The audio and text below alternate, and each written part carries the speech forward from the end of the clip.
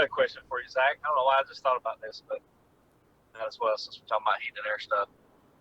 All right. Back when you were more hot and heavy doing heat and air on a daily basis, if you sold a change out, did you collect the deposit right then and there, or did you not charge them a dime and let them pay on completion? Ooh. Or did you go, or was it your discretion, your feel of the customer type deal?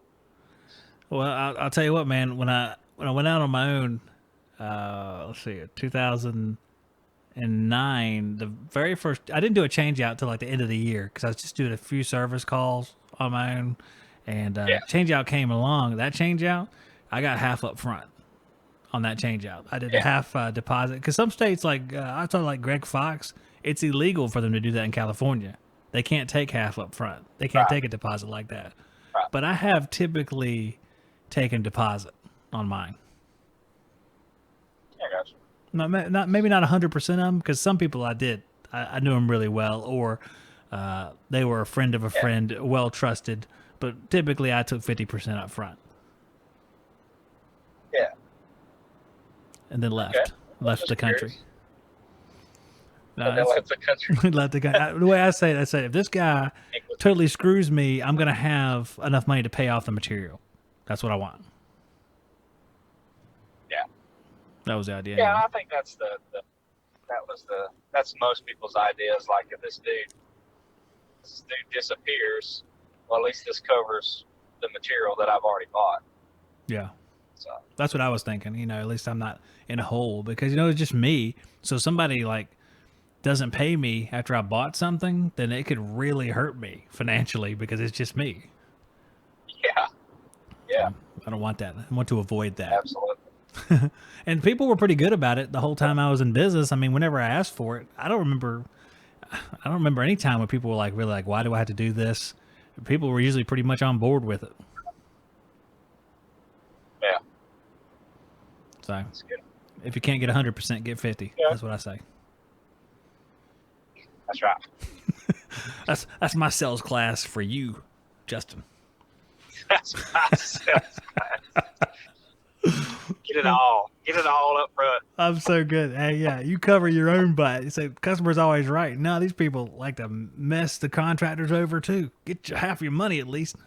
That's trust nobody. Yeah. So awful. Yeah. Oh, man. I don't know. I guess I was just. I see the point behind it. I guess my focus has always just been like, if you focus on building the relationship, and there's trust there, then you don't have to worry about getting a deposit because they'll pay on completion. Right. And I think there's situations where you have that guy that's he's a little odd. You can't really get a gauge on him, and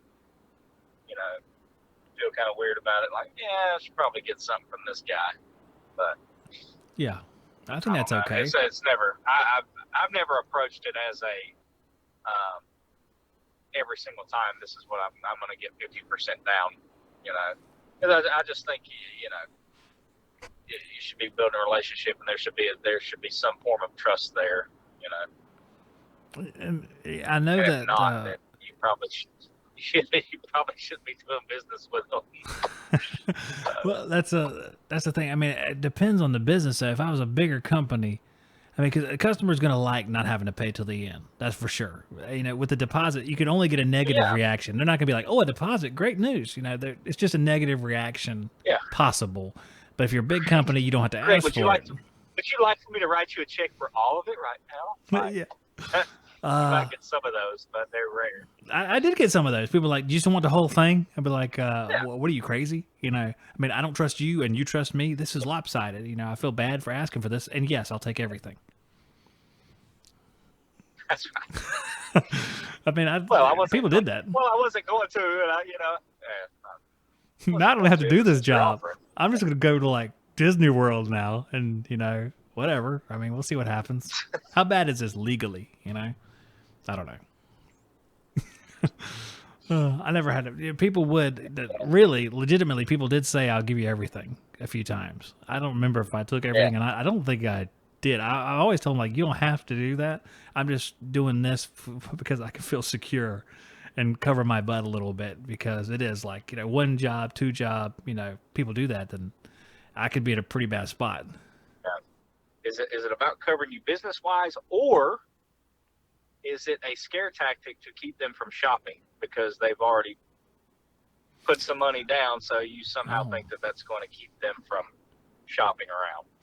I could see it being like a placeholder for somebody, knowing they're not going to go anywhere because of that. For me, it was just to make sure I was taken care of. But I could see that being used as a placeholder as well. And you wouldn't need that much money. You could take a lot less and have that.